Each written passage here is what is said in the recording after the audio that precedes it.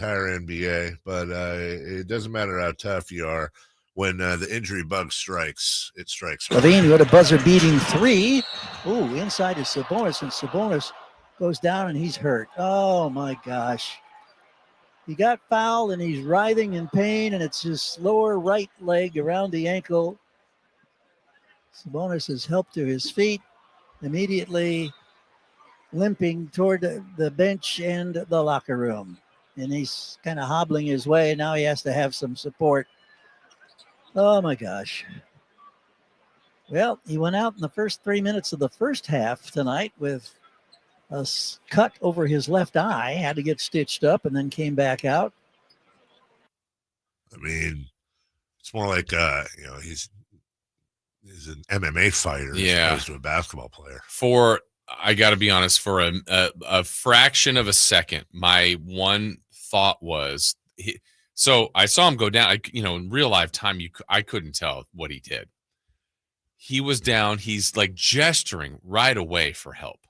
Yeah. And the way he was sitting and his one leg was up, and I thought, oh, no, like I had visions of like Gordon Hayward, like the leg going one of those. I mean, just the way, because I don't know what happened. He's down and he's I'm like, oh no, I go, no, it's not that. I don't think. And then when they show the replay, like, oh man, it's obviously a pretty significant role. Now we just don't know the severity of it. I got to be honest, it's kind of a weird feeling for you to go through because you go from, oh my God, is his leg a lower, a capital L, and Gordon Hayward, to then when you see the injury, it's like horrific. But there had to be like a percentage of you with relief, even though it was terrible, right? For sure. Well, Jonas Valanciunas time. Yeah, and then look, I mean, best case, honestly, I think the best case. Pure speculation. Best case would be somehow only a week. Right. You'd think. Doesn't that feel like best? Yes. Or is that a stretch? But here's why. Because you and I are both of the assumption that he is so GD tough. Right. That the urgency in him calling for help, the fact that he could put no weight on it, the fact that he went down, they showed him in the tunnel on TV going down again. Troublesome. That tells you, I think our brains understandably think, for a guy that tough to be that demonstrably hurt, especially 5 seconds after he's gushing blood out of his eye, and he's just like, can we get some stitches, please, yawn? That tells us that, oh my God, this could be a major injury. But I'll go back to what I said earlier. And this could just be copium on my part, the only thing that stops me from going all in on that is just, sometimes there are injuries that hurt worse, but are less and scare you. Yeah. But then, night happens like, oh, you got a grade 1, you'll be fine. I don't know. Right. And then, on the other end, if you're talking like 4 weeks, well, that's the season. That's the season. And then this is less important in the grand scheme of things. But Dave, I think he was, even though he hasn't been playing as much lately, he was tracking all NBA. Right. Maybe third team again. And that's, other financial incentives and just other things in your career, but he's not going to get 65 games if he's out that much time. Would it be responsible for us to just take phone calls and have everybody guess what his injury is? I feel like that's something sports radio should do. Good morning, Jason. Welcome in. You're on with Jason Ross, Christopher Laud, and the other guy. Hey, real quick. This isn't about Sabonis, which was I was at the game. Oh, great! Let's talk about whatever you want to talk about, then, Jason. Jeez. No, it is important. But it's for Jason because Jason was there, and I don't know if I missed it. But during when they had the coaches challenge for Laravio's 6th foul, DeMar and Trey Lyles were going at each other on the bench. Is there something? Did I not see something? I mean, Jason Ross, I don't know if you saw it or not.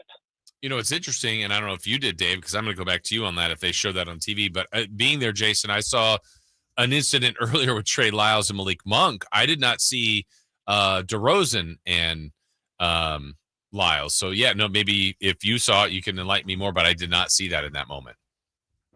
Well, it was right after the coaches challenge, and they all went to the bench.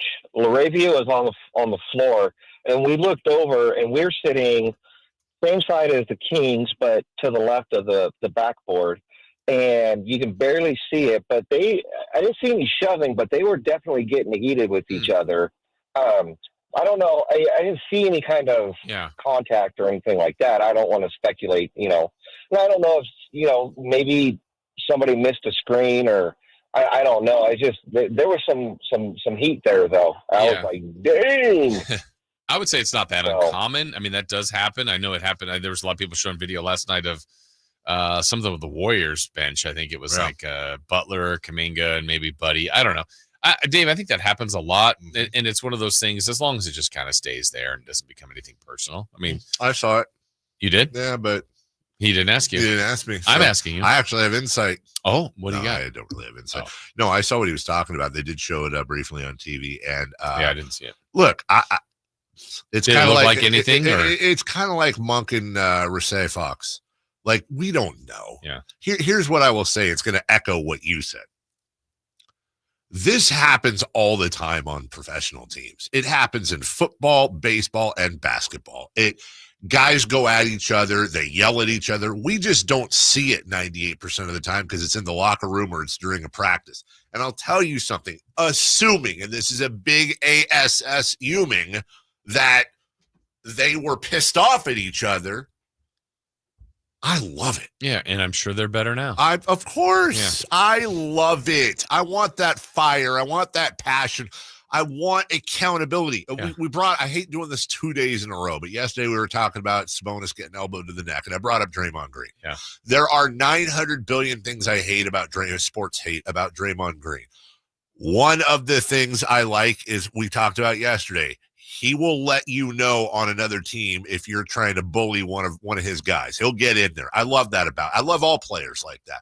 Secondly, I love that he's not sometimes he goes overboard, but he'll hold his own players accountable right there. He does not care, and he doesn't care who. Well, maybe not Steph, but everybody else. I want more of that. I think good teams do that. Yeah. So if that was the case, I don't think we need to, not that we are being like, oh, Trey Lyles, DeMar DeRozan, who's going to ask for a trade? I'm fine with it. And I think you said basically the same thing in far, far, far less words, which is pretty normal because I babble. We'll take a break. When we come back, well, the Kings